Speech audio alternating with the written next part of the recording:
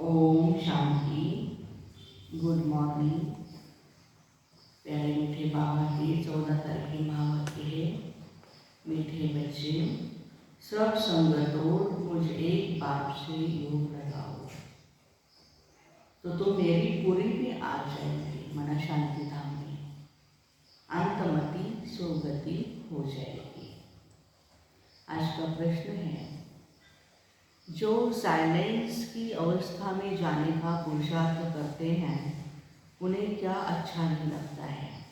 उत्तर, उन्हें घड़ी का आवाज़ भी अच्छा नहीं लगता है, क्योंकि स्वदेश अर्थात अपना शांति धाम या एक कॉर्पोरेट वर्ल्ड, वहाँ पर कोई भी आवाज़ नहीं है।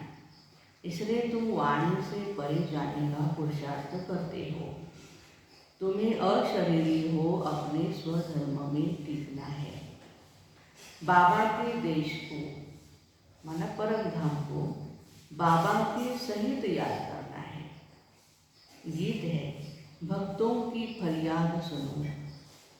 भगवान वास यह है योग आश्रम। तुम यहाँ बैठे हो योग कमाने के लिए। यह परमात्मा तुम आत्माओं से इन ऑर्गन्स द्वारा बात कर रहे हैं। तुम आत्माएं अभी किसकी याद में बैठी हो? आत्मा कहती है अहम आत्मा ततत्वम। हम सब आत्माएं उस परमपिता परमात्मा की याद में बैठे हैं। यह योग किसने सिखाया है? भगवान वाच मैं हूँ सभी आत्माओं का पिता अथवा फादर। मैं इस शरीर द्वारा तुमको योग सिखलाने के लिए टीचर बना हूँ। शिक्षक बने बाबा हमारे। यह तो सहज समझाते हैं, कहते हैं जब जब धर्म की अतिग्लानि होती है तब मैं आता हूँ। यह वही कल्प पहले महावाक्य अति साधारण शरीर द्वारा रिपीट हो रहे हैं। कहते हैं कल्प पहले भी यही महावाक्य उच्चारे थे जिसकी गीता बनी हुई है। तो जब धर्मग्लानि होती है अथवा अनेक धर्म आए उपस्थित होते हैं, देवता धर्म का एकदम नाम निशान गुम हो जाता है। देवता धर्म वाले अपने को हिंदू कहलाने लग पड़ते हैं, तब बाबा को आना होता है। जैसे देवता धर्म के बदले हिंदू रिप्लेस हो गया है, इसको कहते हैं धर्म की ग्लानि। जब वह एक दैवी धर्म का नाम निशान गुम हो जाता है, उसके बदले अनेक धर्म, अनेक मठ, अनेक पंथ निकलते हैं। ये वही कल्प पहले वाली गीता रिपीट हो रही है। ये भगवान और दूसरा कोई कह नहीं सकता। वही आकर फिर गीता के महावाक्य रिपीट कर रहे हैं। यह महावाक्य और कोई भी शास्त्र में नहीं है। वही आकर फिर वही गीता के महावाक्य रिपीट करते परमात्मा। भगवान खुद समझाते हैं, कहते हैं जब अनेक धर्म हो जाते हैं, कलयुग की अंत आकर पहुँचती है, तब कल्प के संगम पर मैं आता हूँ। क्योंकि कलयुग को कहा जाता है तमो प्रधान और सतयुग को कहा जाता है सतो प्रधान। बाबा कहते हैं कि अभी कल्प की अंत है, एंड आई हुई है कलयुग की। फिर भी लोग कहते हैं नहीं, आप तो कल्पना में जी रहे हो। हाँ, अभी कलयुग शुरू हुआ है। अभी कलयुग शुरू हुआ है तो फिर इतनी आज धर्म की ग्लानि है, फिर आगे जाकर और कितनी होगी। तो बाबा समझाते हैं कि जहाँ परमपिता परमात्मा का गॉडेज राज्य अथवा देवी देवताओं का राज्य चलता है वो है सतयुग। वह भी इस ही स्टेज पर चलता है। वो ऊपर कोई कहीं नहीं है। हम कहते स्वर्ग के दरवाजे खुल रहे हैं ऊपर आकाश में, कुछ नहीं। स्वर्ग तो यहाँ धरती पर ही है, आएगा, हम ही बनाएंगे। तो वैकुंठ कोई दूसरी जगह पर नहीं है। इस ही भारत में देवी देवताओं का राज्य था जो अब प्रायः लोप हो गया है। परमात्मा को कहते हैं गॉड इज नॉलेजफुल। वही ज्ञान का सागर है, आनंद का सागर है, सुख का सागर है। उसके सिवाय और कोई में गॉडी ज्ञान है नहीं। तो दूसरा कोई को ज्ञानी कैसे कह सकते हैं? वो कहते हैं यह नॉलेज देने के लिए मुझे आना पड़ता है। जब तक वह स्वयं आकर नॉलेज न दे ले तब तक कोई नॉलेजफुल बन नहीं सकता है। इस गॉडी नॉलेज को ही फिलॉसफी कहा जाता है, जिससे आत्मा पावन बनती है। अब प्रश्न उठता है, तुम यहाँ किस लिए आए हो? तुम कल्प पहले मुआफी फिर से आए हो गॉड गॉडेज की नॉलेज प्राप्त करने के लिए। गॉड से देखो, गॉडली नॉलेज प्राप्त करने के लिए, अर्थात पावन बनने के लिए। यह नॉलेज प्राप्त करने के लिए इस गॉडली स्कूल में ज्वाइन होना पड़े। दूसरा कोई तो गॉडली नॉलेज दे नहीं सकता है। वो कहते हैं हम सब में गॉडली नॉलेज है। कौन सी नॉलेज है? कहते हैं ईश्वर सर्वव्यापी। इसको गॉडली नॉलेज थोड़ी कहेंगे। लेकिन परमात्मा कहते हैं यह मिथ्या ज्ञान है, मैं तो सर्वव्यापी नहीं हूँ, मैं तो जो हूँ जैसा हूँ बच्चों के आगे प्रत्यक्ष हूँ। जब तक मैं अपना ज्ञान स्वयं आकर के न सुनाऊँ तब तक मुझे कोई जान नहीं सकता है और न कोई मेरे पास पहुँच सकता है। इसलिए मुझे आना पड़ता है और मैं आता हूँ कल्प के संगम पर। बस जब मैं आता हूँ तब यह ज्ञान देने वाले डॉक्टर ऑफ फिलॉसफी, साधु, महात्मा बहुत है, वह भी यही ज्ञान देते हैं हम सब परमात्मा है। अब एक तरफ परमात्मा कहते हैं कि परमात्मा एक है, परमधाम निवासी है, और दूसरे तरफ उन्होंने अनेक मतें हैं, तो किसको मानना चाहिए? उन्होंने गॉड ने तो मत नहीं थी ना। एक तरफ है गॉड की एक मत और दूसरी तरफ है अनेक मतें। तो परमात्मा कहते हैं इतने सब अनेक मत को खलास कर एक मत स्थापन करने मुझे आना पड़ता है। कल्प कल्प का यह प्रोग्राम मेरा अनादि नूंदा हुआ है। भगवान का भी प्रोग्राम है, संगम युग पर ही उनको आना है। दूसरे किंग आदि का तो 8-10 दिन का प्रोग्राम रखते हैं, लेकिन परमात्मा का तो कल्प कल्प का प्रोग्राम अनादि गीता में नूंदा हुआ है। ब्रह्मा के गुप्त वेश में ब्रह्मा तन में आकर कहते हैं मैं वही कृष्णपुरी स्थापन कर रहा हूँ, जहाँ होली गॉड गॉडेज राजा रानी और प्रजा रहते हैं। तो वह स्थापन कर फिर कृष्ण के रूप में वहाँ जन्म लेते हैं। यह तो बिल्कुल साफ बता रहे हैं बच्चे। अब वही गीता का एपिसोड रिपीट हो रहा है, मौत है सामने। इसलिए सभी संग तोड़ मुझ एक परमात्मा से योग लगाओ तो अंतमति सुगति हो जाएगी। तो मेरी पुरी में आ जाओगे। परमात्मा इस तन में बैठ अपने बच्चों को, आत्माओं को कहते हैं मीठे बच्चे, मैं अपने अनादि प्रोग्राम प्रमाण आया हूँ। अब विनाश सामने है, इसलिए मुझ बाप को याद करो, मुझसे योग लगाओ और सभी संबंधियों को भूल जाओ, अथवा सब दिवे बुझा कर एक दिवा जगाओ तो मैं तुमको पापों से मुक्त कर अपने पास बिठा दूंगा। इस तरह द्वारा स्वयं परमात्मा बोल रहे हैं।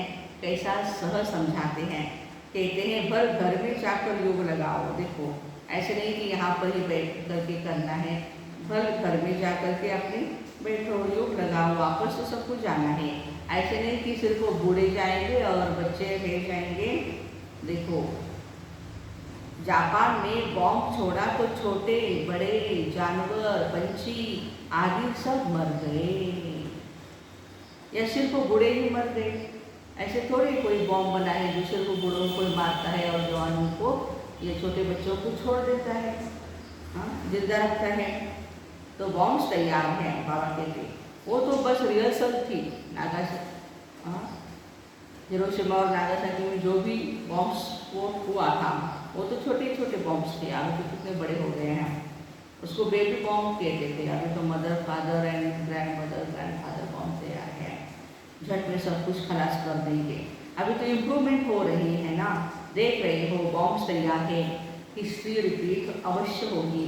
तो तुम मुझ परमात्मा को याद करो, दूसरा न कोई। जैसे मेरा को एक गिरधर ही याद था और सब लोग राजकुल की मर्यादा छोड़ दी, वैसे ही तुम मुझ परमात्मा को याद करो। दूसरे जो काका मामा चाचा याद करते हैं उसका संन्यास करो। यह सब कलयुग के बंधन है। तुम मेरे से योग लगाने से मेरे से मिल सकते हो। जब अपने को बच्चा समझे, बाबा से योग लगाए तब वो खुशी आ गई, लेकिन उल्टा योग लगाते तो वह खुशी नहीं आती है। यहाँ बहुत आते हैं, कहते हैं हमारा मन वश में नहीं होता है, वह आनंद नहीं आता है। अब आनंद का सागर तो परमात्मा है, उनसे योग लगाते नहीं तो आनंद कैसे आएगा?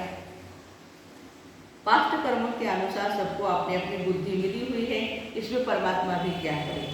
परमात्मा तो सबको इकट्ठा पढ़ाते हैं, कोई तो यहाँ ही पढ़कर फिर पढ़ाने लग जाते हैं, कोई तो पहली पोथी में ही मुंझे हुए हैं, पहली आत्मा का पाठ जो है उसमें भी मुंझे हुए हैं।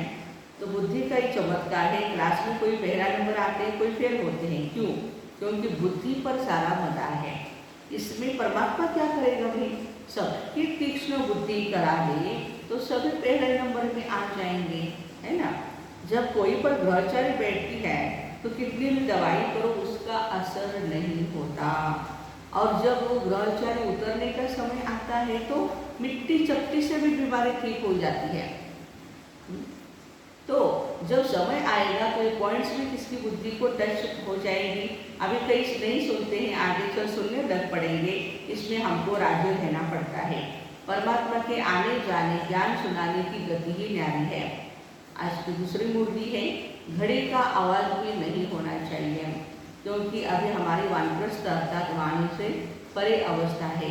हम वाणी से परे जाते हैं, इनकॉर्पोरियल वर्ल्ड जहाँ आत्माएं रहती हैं वहाँ वाणी नहीं है, सुप्रीम साइलेंस है।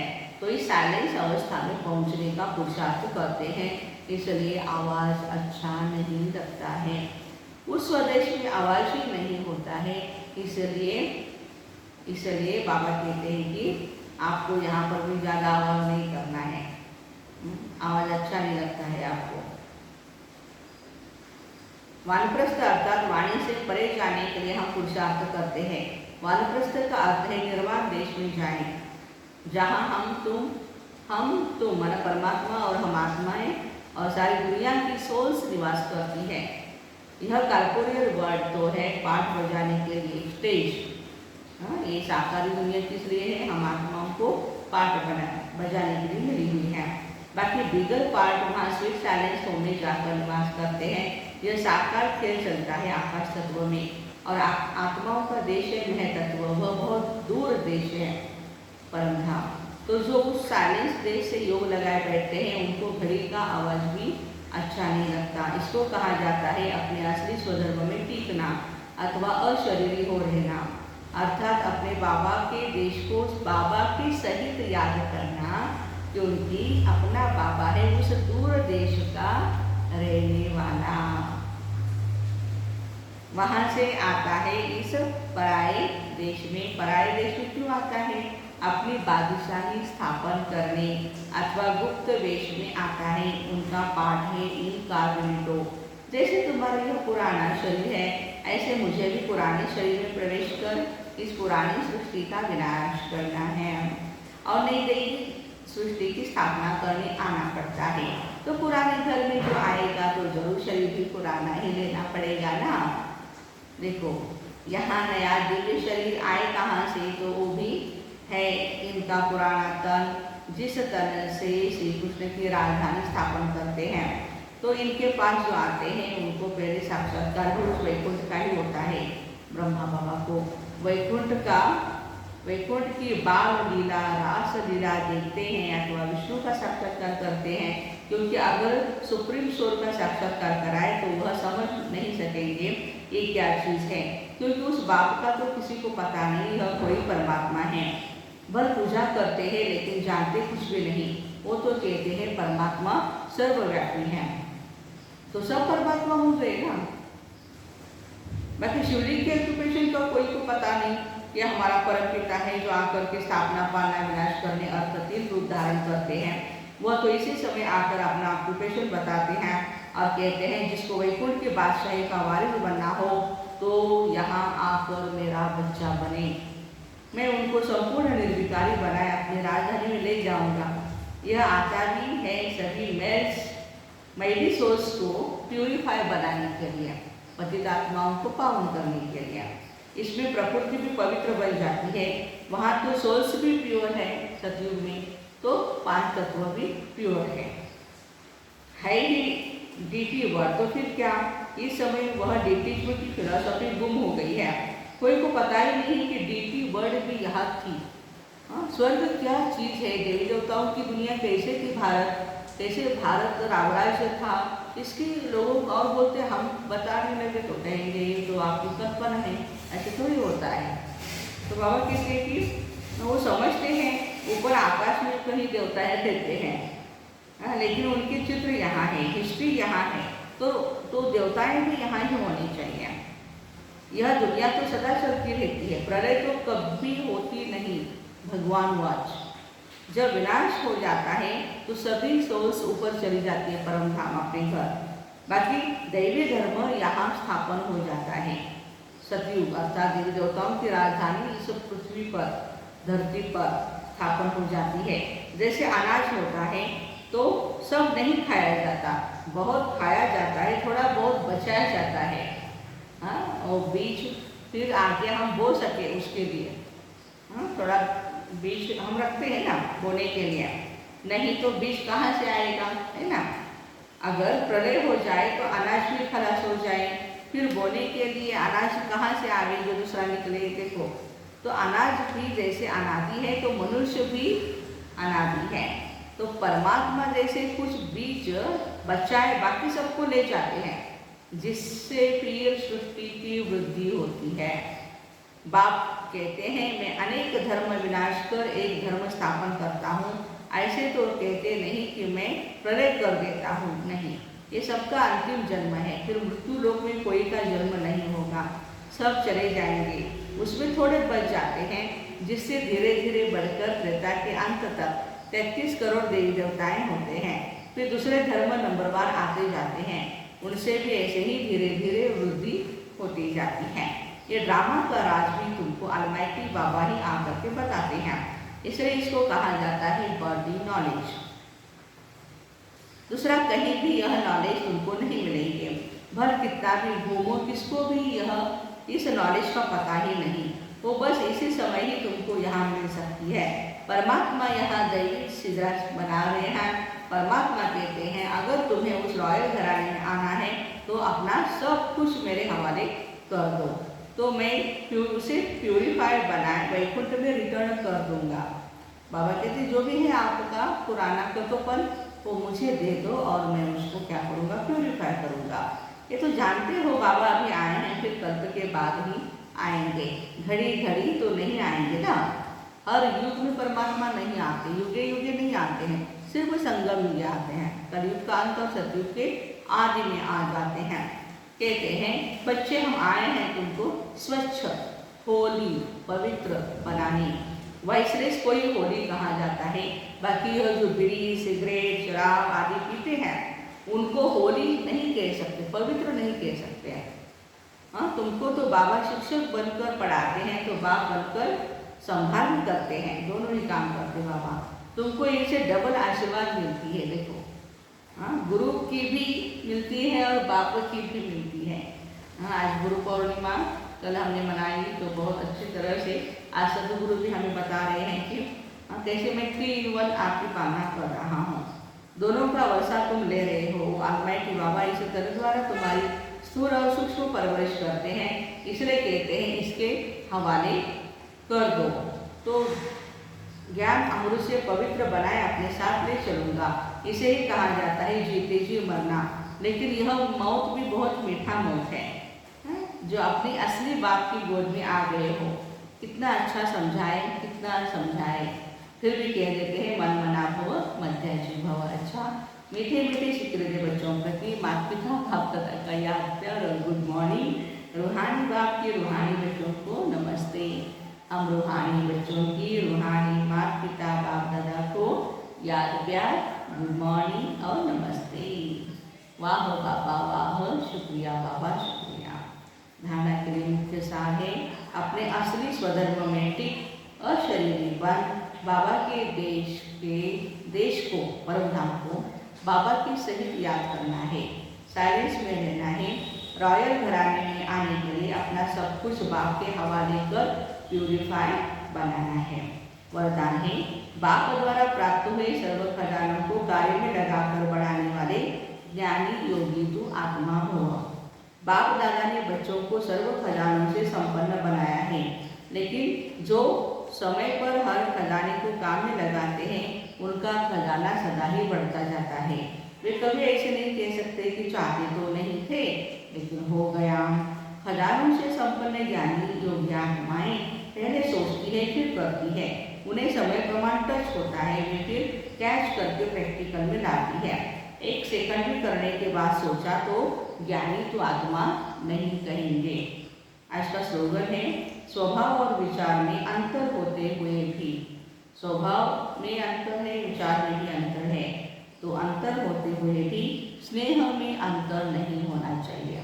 जो प्यार है, हमारा प्रेम है, उसमें अंतर नहीं होना चाहिए। तो बाप द्वारा प्राप्त हुए ऐसे सर्व खजानों को कार्य में लगाकर उसको बढ़ाने वाले ज्ञानी योगी तो आत्माओं को ओम शांति। Have a nice day.